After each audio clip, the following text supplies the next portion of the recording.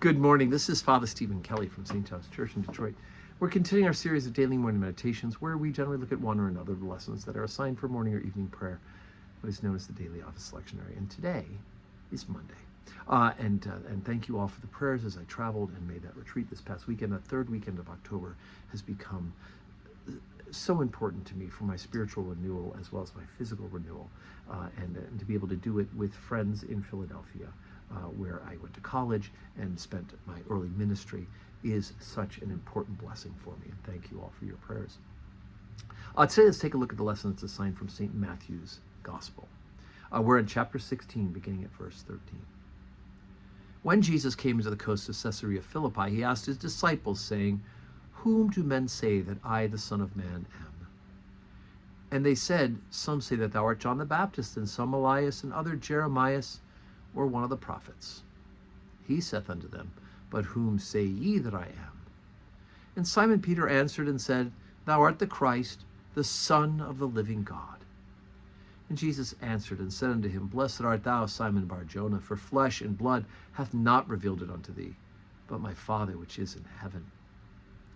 And I say also unto thee, that thou art Peter, and upon this rock I will build my church, and the gates of hell shall not prevail against it. And I will give unto thee the keys of the kingdom of heaven. And whosoever thou shalt bind on earth shall be bound in heaven, and whosoever shall be loose on earth shall be loosed in heaven."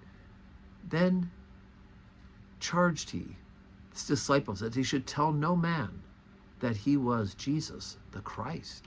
And from that time forth, Jesus began to show unto his disciples that he must first go to Jerusalem and suffer many things and be raised again on the third day. And Peter took him and began to rebuke him, saying, "Be it far from thee, Lord, this shall not be unto thee." And he turned and he said unto Peter, "Get thee behind me, Satan. Thou art an offense unto me, for thou savorest not the things that be of God, but those things that be of men." Then said Jesus unto his disciples, "If any man will come after me, let him deny himself and take up his cross and follow me. For whosoever will save his life shall lose it, and whosoever will lose his life for my sake shall find it. And what is a man profited if he shall gain the whole world and lose his own soul? Or what shall a man give in exchange for his soul? For the Son of Man shall come in the glory of his Father with his angels, and then shall reward every man according to his works.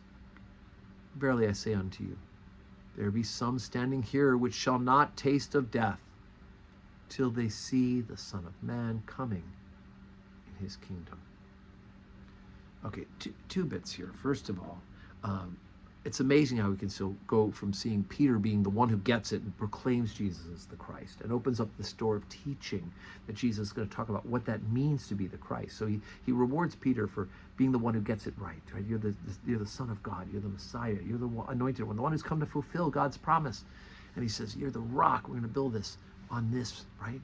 But just a couple of minutes later, after Jesus has revealed what that means, that he's going to go to Jerusalem and be put to death, Peter tries to stop him, and Jesus has to rebuke him. Right? "Get thee behind me, Satan." So we see this kind of dichotomy of Peter, especially before the coming of the Holy Spirit on Pentecost, that he's not in any way perfect in this part of the gospel. But he then goes on to say, Jesus, these hard things about taking up your cross and following Jesus, denying yourself in order to follow Jesus, right? And what does it profit the man to gain the whole world but lose your soul? What are you doing and to compromise the faith, right? And he says that the Son of Man will come and judge every man according to his works. And we talked about this earlier in the week, end of last week, with St. James, right? Faith without works is dead. The works are a part of the life of faith, and they both build up our faith and are evidence of our faith. So we do need to be people of both faith and works. We're saved by that faith, and the works are how it is that we express that faith to others. And so there it is. Not easy words, but important words. So today's Monday, 12:15, Holy Communion, 4 o'clock evening prayer. And I hope you can join us in person. Glad to be back and back at the altars here at St. John's. And may God grant us a Monday that's full of blessings.